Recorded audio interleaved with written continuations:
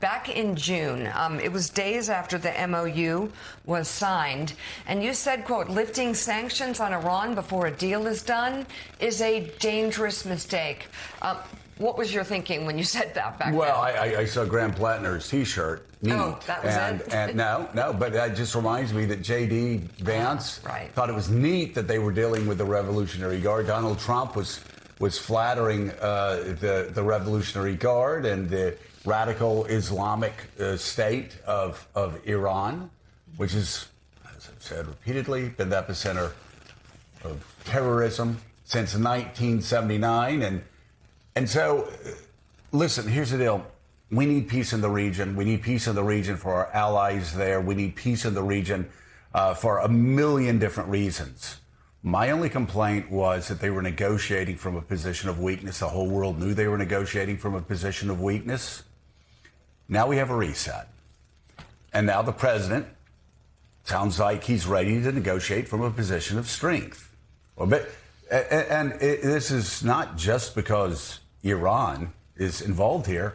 This is the same way we negotiated with the Soviet Union. Ronald Reagan called the Soviet Union the evil empire. And I would say if you killed 30 million of your own people, then yeah, that qualifies as being part of the evil empire. If you enslave 100 million people behind the Berlin Wall, yeah, I think that qualifies for being evil.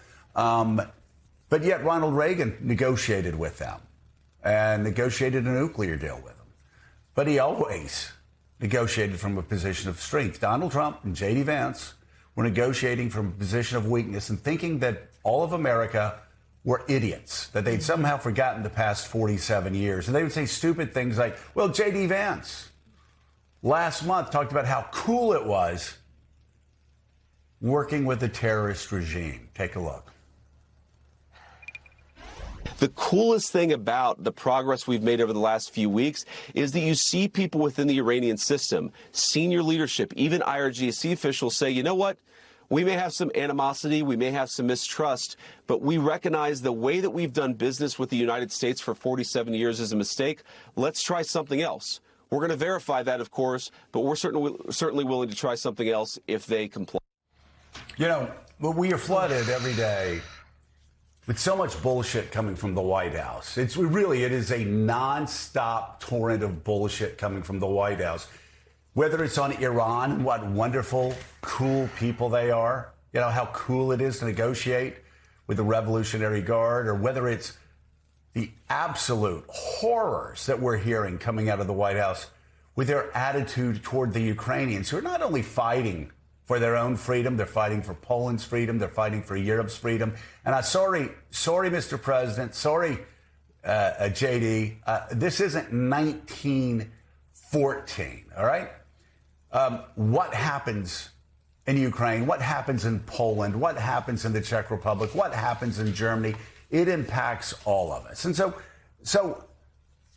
you know, we're flooded with so much nonsense that Jonathan Lemire, when Donald Trump comes out with this MOU that hands the Iranians $500 billion over time, $500 billion to do nothing but, like, you know, blackmail us with a straight, then you are sending the signal. We said it time and time and time and time again on the show, just like we said before Iran, don't go in. This is not Venezuela.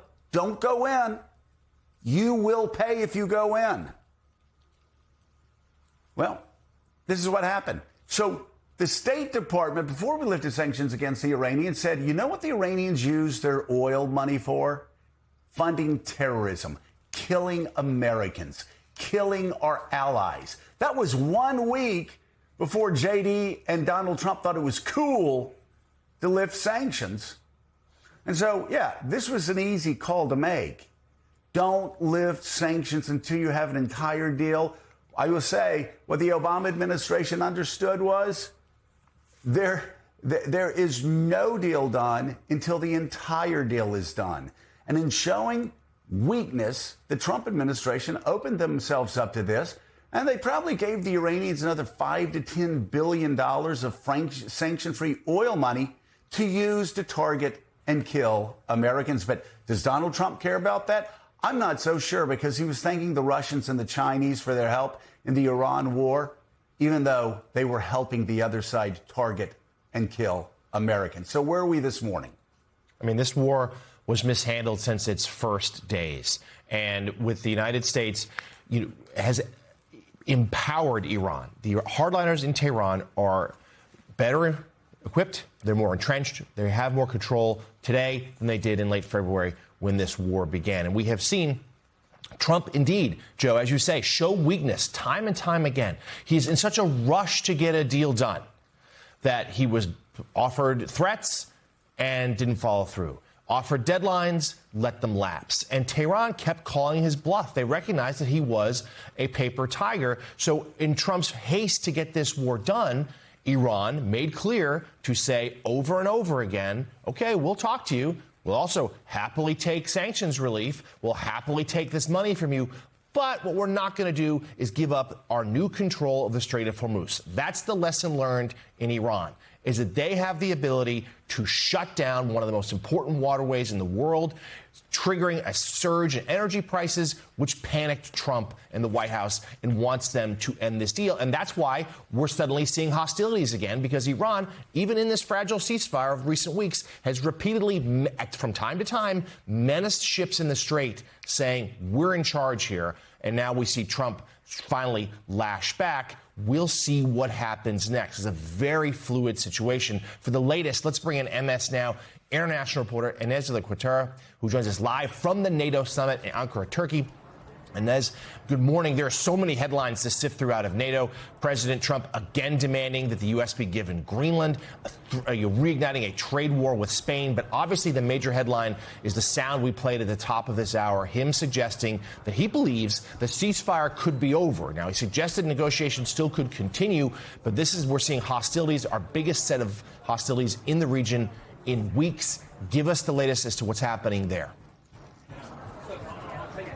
Yeah, that's right, John. And I think NATO allies are frankly shocked by what they're hearing coming out of President Trump. We knew this was going to be a tense summit, but it is, a lot more tense, I think, than we expected. So on Iran, you heard President Trump there talking about how the Iranians are sick, how they're scum. He was asked if the MOU is dead, if the ceasefire is over. And he said, as far as he's concerned, it is over. He did say that he would speak to his negotiators, so Steve Witkoff, Jared Kushner. We'll see if they're able to calm things down. But I will say we did hear from Iran's Revolutionary Guard saying they were targeting U.S. bases in Bahrain and Kuwait. And we know that air raid sirens did sound in both of those countries this morning. So we could very much be seeing the war resume here. Now, Iran has been a big point of tension between the U.S. and NATO allies. President Trump has repeatedly talked about how he's frustrated with the fact that NATO allies have not done more to support the U.S. in its war with Iran. He again made those comments last night, and again this morning. He said he was basically unhappy with NATO because of Iran, because of Greenland.